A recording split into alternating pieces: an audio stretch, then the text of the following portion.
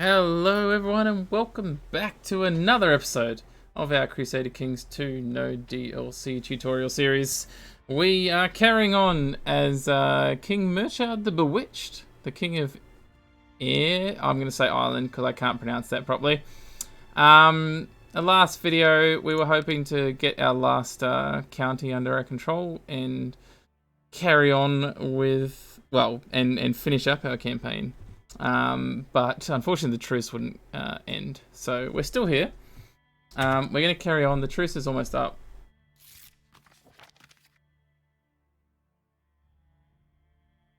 And once the truce is up, we're going to go for it because there's no reason not to do it. Finish building our keep, which gave us a bit more troop levy.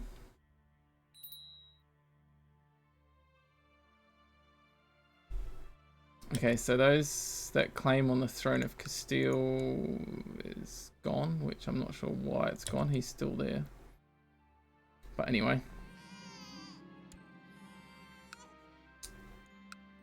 England is getting... He's still got 5,000 troops.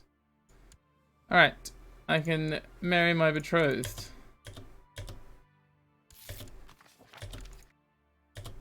So riddle me this. She's the queen. So if we have a kid now, my son will become the heir. Alright.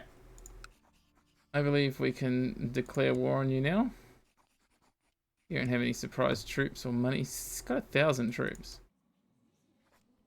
With his one bloody province.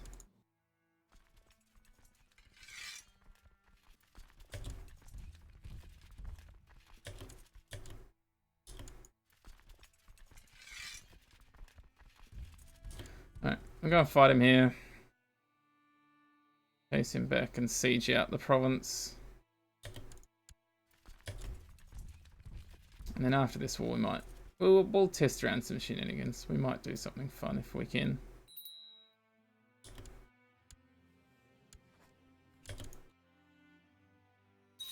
Another betrothed got married. I think that was one of my sons or grandsons. Someone usurped a title.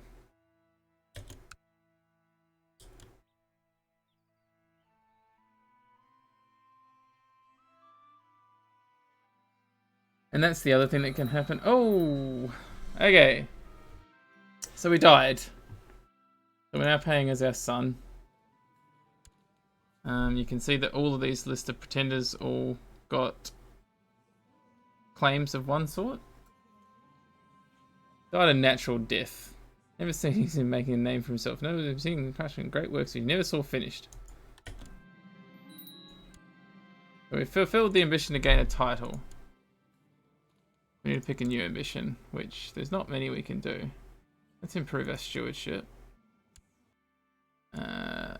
This daughter needs... My daughter? Yeah. Needs a guardian. Get my wife to do it. I lost my marshal. And there's a dangerous... Well, they're still not that dangerous. We'll throw some money at them. We changed to Primo, did we? Yeah, we are Primogenitor. Alright, but the war carries on because it was a de jure war. Sometimes your character dying or the character you declared on dying can actually invalidate your CB, and so the war ends inconclusively. Luckily it didn't happen because it was a de jure war, so...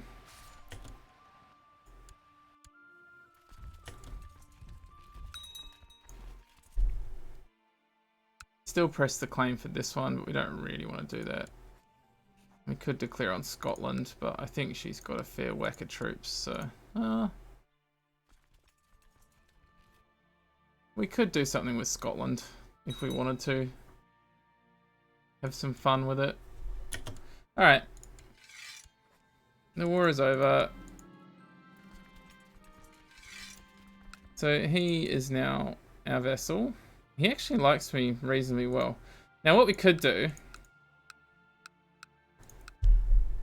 These are actually under that.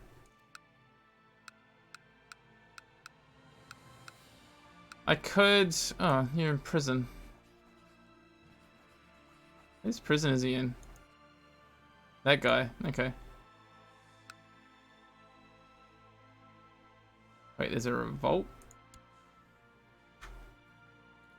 Well, even in the revolt, it's still my vessel. I could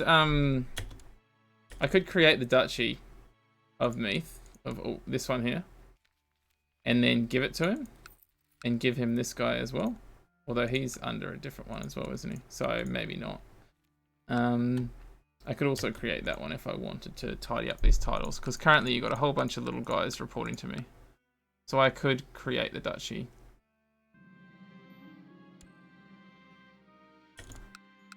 And give it to one of these. Preferably one that likes me. Oh, you love me. Why do you love me? We're friends. Oh, that could be a bit corrupt. Oh, but you're... That would be messy because he owns those two. Oh, I own the Duchy of Connaught. That's why that's a bit messy. As you can see, titles can get quite messy with who owns what and who inherits what and all those sorts of things. Okay, so what can we declare war on you for?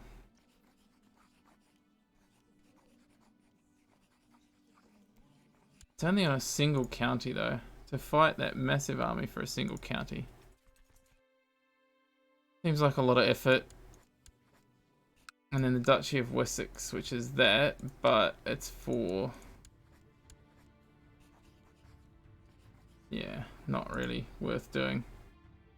I mean, unfortunately... Fortunately, we died on that one, and you can see Aragon took Castile, so that's why there's nothing going on with Castile now. Yeah, I mean, there's chances for us to do things. If we could find...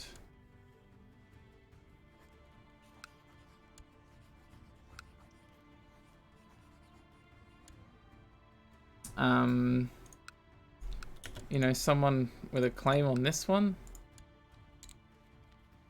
Still that bishop. I'm just worried about the fact that he's heir to the bishopric of something. Probably one of these bishoprics here. So I could potentially call that guy in, but then he's the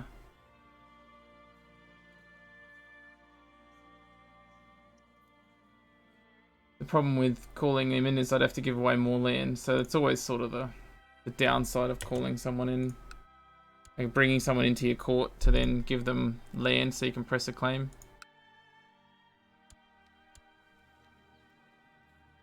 Could marry onto the French throne again. He's ugly. There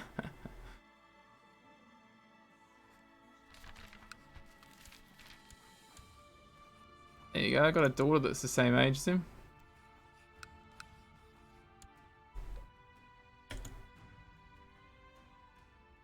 Francis still got a little bit of land down here.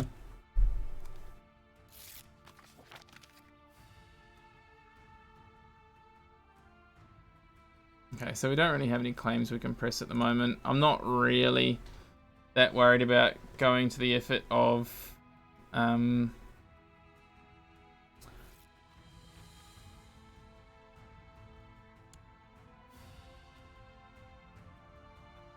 friend who's a terrible spy master. Place him with my wife.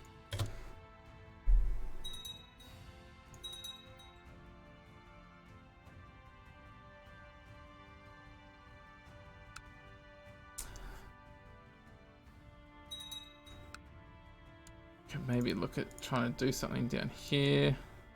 Well, there's no. Again, there's claimants around, but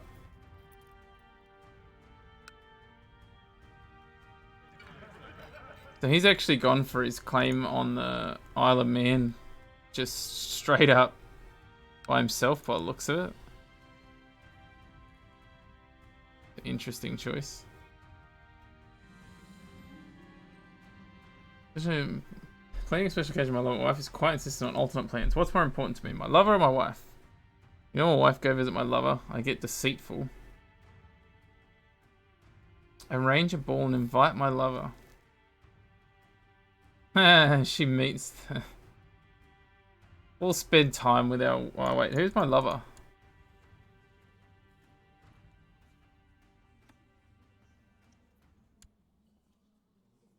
Just some random courtier. Okay, just spend time with the wife.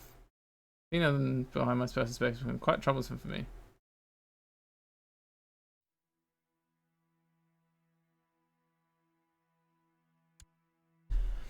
Alright, so what I think I'm going to do is I'm going to finish it up soon. Because I had planned to just make the... Damn.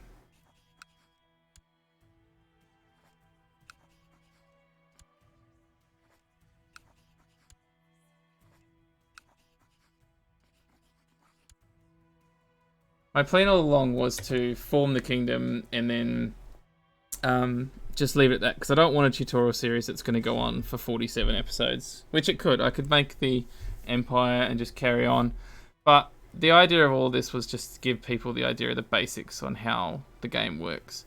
So what I'd like to do is I'm going to just quickly try and go through what the DLCs add, so you can sort of decide if you want to make a value purchase, or if you do want to make a purchase, what your what DLC you would choose.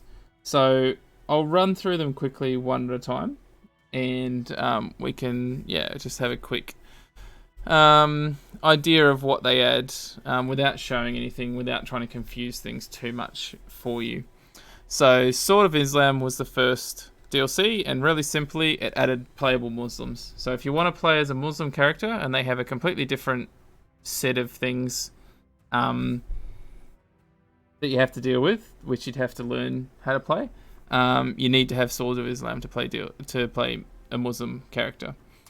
The next DLC is called Legacy of Rome, and so basically what that adds is a whole bunch of flavor stuff for the Byzantine Empire if you decide to play the Byzantines, and it also adds retinues. So retinues are like a permanent... They normally sit in here somewhere, I think. Oh, no, over here.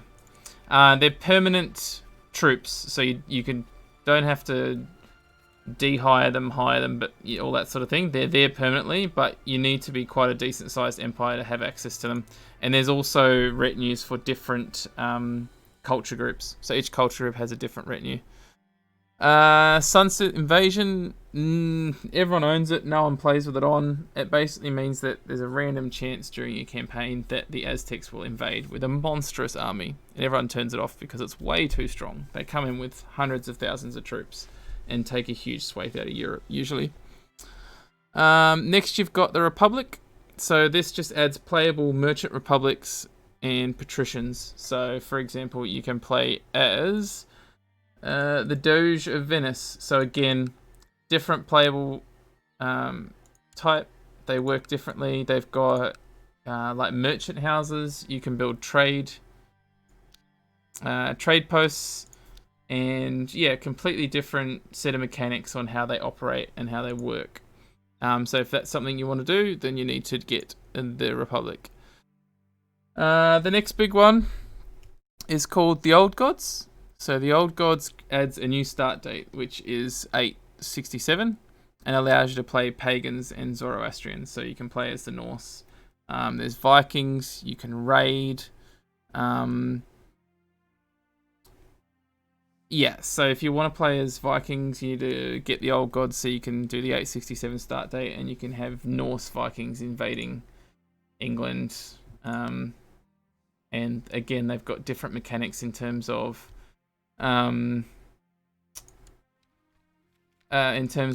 like their holdings and what holdings they can have and religion and things. That's what Old Gods adds. Then after Old Gods, you got Sons of Abraham, which adds playable Jewish faction, and there's also some other things that does. So it adds it tinkers with the holy orders. It adds College of Cardinals, and you can make your kids nuns and monks if you're a Christian. It adds the decision to borrow money from the Jews. So there's a bunch of different things it adds in terms of mechanics, but the main thing is obviously the playable Jews. Rajas of India comes next, which adds Indian. It added India to the map and it makes it playable. So obviously Indian religions, Taoists, these guys up north. You can see the religion map mode. So the Buddhists, the Hindus, the Jains, all that sort of thing. Then the next one to come along is Sharmalain, which adds the 769 start date. And there's a few mechanical things in there, but nothing major. It's mainly just the start date. The next big one, and probably one of my personal top ones for DLC, is Way of Life. So Way of Life adds new focuses. So no longer do you have ambitions.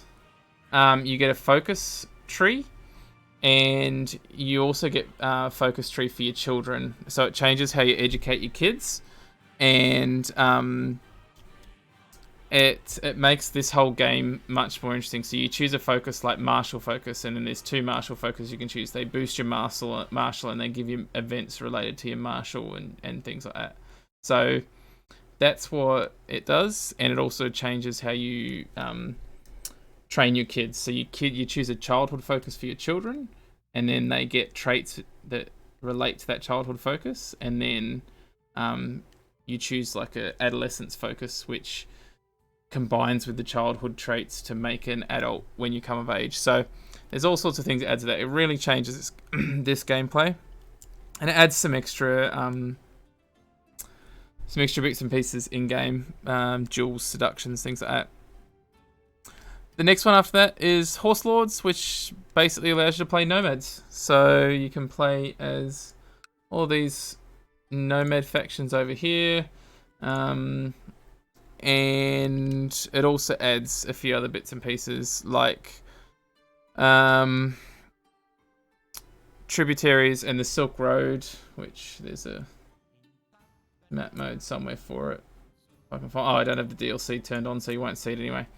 So it adds the Silk Road coming through. After that comes Conclave. So Conclave changes up the council, how the council works, council laws, council votes. It adds in the favor system. So it lets you do... sorry, I'm just trying to remember... Yeah, so, and it also changes I think it's Conclave that changes the vassal interaction slightly, so you get strong vassals that you have to keep happy, and yeah, there's a whole bunch of different things with the council and how the council works that changes. And it also revises apparently education and childhood traits again. Then you've got Reaper's Due, which adds a new epidemic system, quite... on topic, on trend. So you get diseases spreading, you get court physicians, you get court physicians trying to heal you and chopping off limbs and all sorts of fun things like that. After that comes Monks and Mystics, so that adds secret societies that you can join. So there's a society tab up here, like the Assassin's Guild, the Hermetic Society, all things like that. You can do expeditions for relics and treasures. Yeah, a whole bunch of things to do with that sort of stuff. Basically around the societies, and there's a few other bits and pieces that it adds as well. Then you got Jade Dragon. So this adds a few other playable factions based on what other DLC you own. And it adds the Chinese interaction. So basically you interact with the Emperor of China. And that's the main thing. There's probably a few other things. There's some new CBs that were added.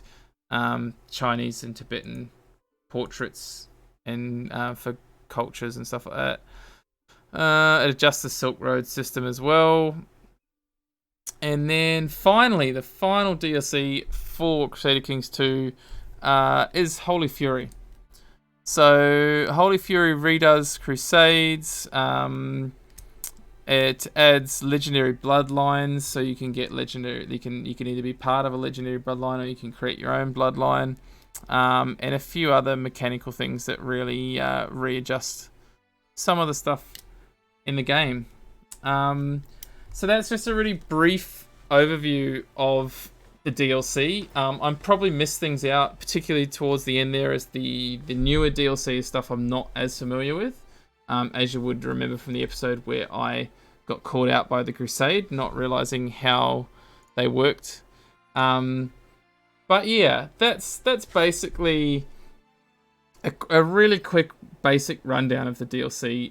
If I had to offer suggestions, probably Way of Life and Conclave. I think Conclave, for the vassal interactions and the council interactions and all that sort of stuff, definitely Conclave is a good one, and Way of Life for the changes to interacting with your focus trees and all that sort of stuff really changes the game there for the two big ones. And then it really depends, like things like Old Gods if you want to try the Viking start, Horse Lords if you want to play as the Mongols and terrorize all of Europe with your mighty hordes of horse archers. Yeah, there's a bit there for everyone. The good thing is they're always on really heavily reduced specials, so you can tend to pick up like a bundle or something at quite cheap if you just keep an eye out, wait for a big special time. You know when all the big specials come on, they're the same time pretty much every year, so just keep an eye out for when those really deep cut specials come on. You can probably grab a whole lot of the DLC for quite cheap. And yeah, other than that, really looking forward to the release of CK3, which is coming up real quick. We've seen some great stuff around it so far, and really looking forward to it. But I think that is going to be me peacing out. I hope you guys have enjoyed the series. I've definitely enjoyed playing it. I always love playing some CK2. And I'm really looking forward to playing some CK3, maybe making some videos, and definitely doing some streaming on Twitch for it. So I'll finish this video the same way as I finished the rest, in saying thank you so much for watching, guys and girls. If you've liked the video, please like, subscribe, head on over to Twitch, throw me a follow, catch me online. If you've got any questions, post them in the comments. Come over to my Twitch, hit me up while I'm live. I've got a Discord as well. You can jump in and ask questions if you've got any questions at all. If there's any follow-up videos anyone wants me to make, please do let me know. I am looking at doing a very similar series to this for EU4 sometime soon, or possibly little country guides for EU4 might be the other thing I'll do. So yeah, we'll leave it there. Thank you very much for watching, and I'll see you guys around.